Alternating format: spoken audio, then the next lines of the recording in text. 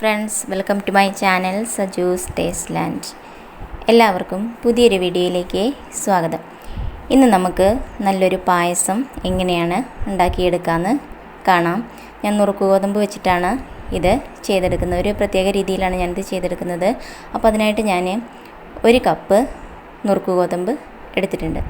ഇത് നമുക്ക് നല്ലപോലെ 2-3 പ്രാവശ്യം ഒന്ന് കഴുകിയിട്ട് എടുക്കാം. ഇതിൽ ചിലപ്പോൾ നമ്മൾ വാങ്ങിക്കുമ്പോൾ ചിലപ്പോൾ ചെറിയ ചെറിയ കല്ലുകളൊക്കെ ഉണ്ടാവും. അപ്പോൾ അതൊക്കെ ഒന്ന് നോക്കിയിട്ട് നല്ലപോലെ കഴുകിയിട്ട് എടുക്കാം. എന്നിട്ട് 2.5 കപ്പ് വെള്ളം ഒഴിച്ചിട്ട് 3 വിസിൽ വരുന്നവരെ വേവിച്ചെടുക്കാം. ഒരു മീഡിയം ഫ്ലെയിമിലൊക്കെ വെച്ചാൽ മതിയാവും. അപ്പോൾ ഈ സമയം കൊണ്ട് നമുക്ക് ശർക്കരപ്പാനി റെഡിയാക്കി എടുക്കാം.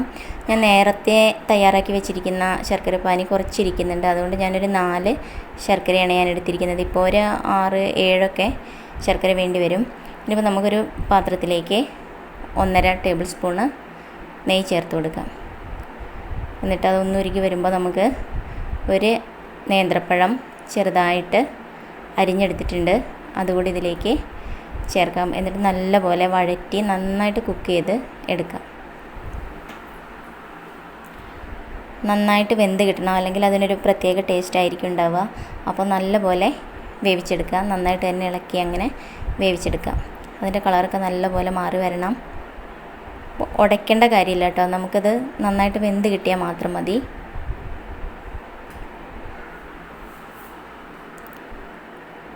നമ്മൾ സാധാരണ പായസം ഉണ്ടാക്കുമ്പോൾ നുറുക്ക് ഗോതമ്പിലൊന്നും അങ്ങനെ പഴമൊന്നും അങ്ങനെ ചേർക്കാറില്ല.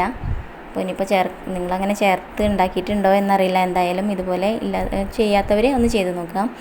അപ്പോൾ നന്നായിട്ട് വെന്തിട്ടുണ്ട്. ഇനി നമുക്കിത് വേറൊരു പാത്രത്തിലേക്ക് മാറ്റാം. ഇനിയിപ്പോൾ ഇതിവിടെ ഇരിക്കട്ടെ കേട്ടോ.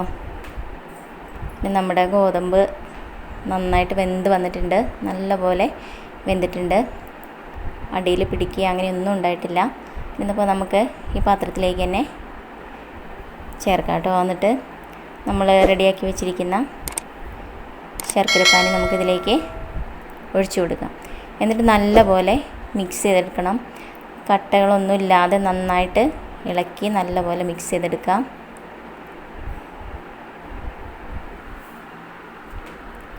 അപ്പോൾ നന്നായിട്ട് മിക്സായി വന്നിട്ടുണ്ട്. ഇനി ഒരു 10 മിനിറ്റെങ്കിലും നമ്മൾ ഇതുപോലെ തന്നെ ഒന്ന് വേവിച്ചെടുക്കണം കേട്ടോ. ഒന്ന് തിളപ്പിച്ച് വേവിച്ചെടുക്കുക. അപ്പോൾ ആ മധുരമൊക്കെ നന്നായിട്ട് ആ ഗോതമ്പിലേക്കൊക്കെ നന്നായിട്ട് പിടിച്ചിട്ടുണ്ടാവും. അപ്പോൾ ഒരു പ്രത്യേക ടേസ്റ്റ് ആയിരിക്കും ഉണ്ടാവുക.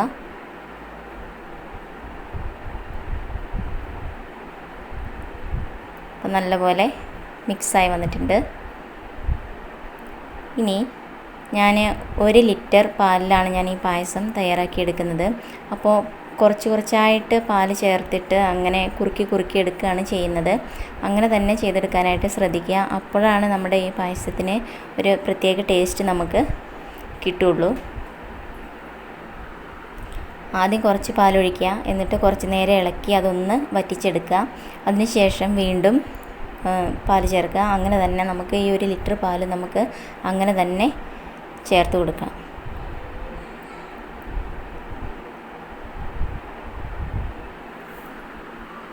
നമുക്ക് വേണമെന്നുണ്ടെങ്കിൽ മുഴുവനായിട്ടും ഒഴിച്ചിട്ട് അങ്ങനെയും ചെയ്തെടുക്കാം. പക്ഷേ അങ്ങനെ ചെയ്യുന്നതിനെക്കാട്ടിലും ഒന്നുകൂടി ടേസ്റ്റ് ഉണ്ടാവുക ഇങ്ങനെ ചെയ്തെടുക്കുമ്പോഴാണ്. ഞാൻ അങ്ങനെ 2 രീതിക്ക് ഞാൻ ചെയ്ത് നോക്കിയിട്ടുണ്ട്. അപ്പോൾ എനിക്ക് ഏറ്റവും കൂടുതൽ ടേസ്റ്റായിട്ട് തോന്നിയിരിക്കുന്നത് ഇങ്ങനെ പായസം ഉണ്ടാക്കുമ്പോഴാണ് ടേസ്റ്റ് കൂടുതലായിട്ട് തോന്നിയിട്ടുള്ളത്. അപ്പോൾ ഇങ്ങനെ ചെയ്യാത്തവർ ഇതുപോലെ ഒന്ന് ചെയ്ത് നോക്കുക കേട്ടോ. അപ്പോൾ എന്തായാലും നമുക്കതിൻ്റെ ടേസ്റ്റൊക്കെ ഒന്ന് അറിയാൻ പറ്റുമല്ലോ. അപ്പോൾ എന്തായാലും വിഷുവൊക്കെയാണ് വരുന്നത്. അപ്പോൾ വിഷുവിനൊക്കെ നമ്മൾ എന്തായാലും പായസമൊക്കെ ഉണ്ടാക്കില്ലേ. അപ്പോൾ ഇതുപോലെ ഒന്ന് ചെയ്ത് നോക്കുക. അപ്പോൾ നമ്മൾ ഗോതമ്പ് പായസമൊക്കെ ഉണ്ടാക്കുമ്പോൾ എപ്പോഴും ഒന്ന് ലൂസായിരിക്കണം പായസം. അല്ലാന്നുണ്ടെങ്കിൽ കുറച്ച് നേരം ഇരിക്കുമ്പോഴേക്കും അതങ്ങനെ ആകെ അങ്ങോട്ട് കട്ടിയായിട്ട് വരും. അപ്പോൾ നമുക്കതങ്ങനെ കഴിക്കാനായിട്ട് അത്ര സുഖം കിട്ടില്ലല്ലോ. അപ്പോൾ നമുക്കൊന്ന് ലൂസായിട്ട് തന്നെ ചെയ്തെടുക്കാം കേട്ടോ.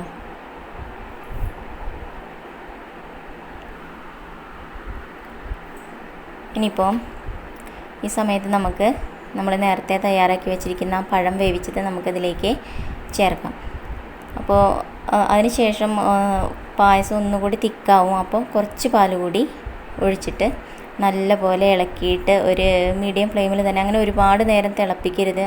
അങ്ങനെയല്ല ഉദ്ദേശിച്ചത് എന്താണെന്ന് വെച്ച് കഴിഞ്ഞാൽ ഹൈ ഫ്ലെയിമിലിട്ടിട്ട് അങ്ങനെ തിളപ്പിക്കരുത്. അല്ലാതെ തന്നെ ഒന്ന് റെഡിയാക്കി എടുക്കുക.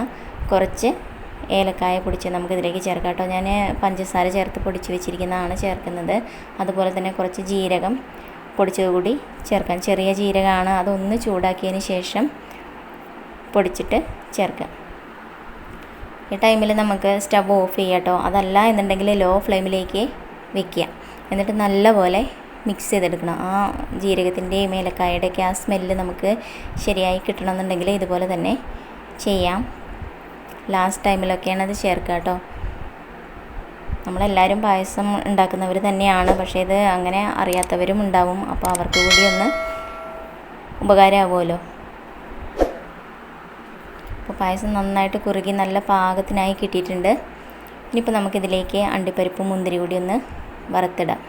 അപ്പോൾ കുറച്ച് നെയ്യ് ചേർക്കാം. അതിന് ശേഷം അണ്ടിപ്പരിപ്പ് ചേർക്കാം. അതൊന്ന് കളറ് മാറി വരുമ്പോൾ നമുക്ക് മുന്തിരി ചേർത്ത് കൊടുക്കാം കേട്ടോ. എന്നിട്ട് അത് നന്നായിട്ടൊന്ന് വീർത്തൊക്കെ വരുമ്പോൾ, നല്ല കളറൊക്കെ ആയി വരുമ്പോൾ നമുക്ക് നമ്മുടെ പായസത്തിലേക്ക് ഒഴിച്ചു കൊടുക്കാം. ഇതൊക്കെ നമ്മുടെ ഇഷ്ടത്തിനാണ് കേട്ടോ. എത്രത്തോളം വേണമെന്നൊക്കെ നമ്മുടെ ഇഷ്ടത്തിനാണ് എടുക്കുന്നത്. അപ്പോൾ നമ്മൾ പായസത്തിലേക്ക് ഇതിങ്ങനെ ഒഴിച്ചു കൊടുക്കാം. അതിനുശേഷം നേരത്തെ നമ്മൾ വേവിച്ച് വെച്ച പഴം ഉണ്ടല്ലോ, അതിൻ്റെ ഒരു ലേശം ഒരു സ്പൂണൊക്കെ ഞാൻ അവിടെ നിന്ന് മാറ്റി വെച്ചിട്ടുണ്ടായിരുന്നു. അതുകൂടി വെച്ചിട്ട് ഒന്ന് ഡെക്കറേറ്റ് ചെയ്തെടുക്കാം. അപ്പോൾ ഞാൻ പറയുകയാണെങ്കിൽ വളരെ ടേസ്റ്റി ആയിട്ടുള്ളൊരു പായസമാണ്. നമുക്ക് എന്തായാലും ഇതുപോലെ ഒന്ന് ട്രൈ ചെയ്ത് നോക്കുക. അപ്പോൾ അതിൻ്റെ ടേസ്റ്റ്, അത് മാത്രമല്ല പായസം റെഡിയാക്കുമ്പോൾ പാല് കുറച്ചായിട്ട് ചേർത്തിട്ട് അതൊക്കെ പ്രത്യേകം ശ്രദ്ധിക്കുക. അപ്പോഴാണ് അതിൻ്റെ ശരിയായ ടേസ്റ്റ് കിട്ടുള്ളൂ.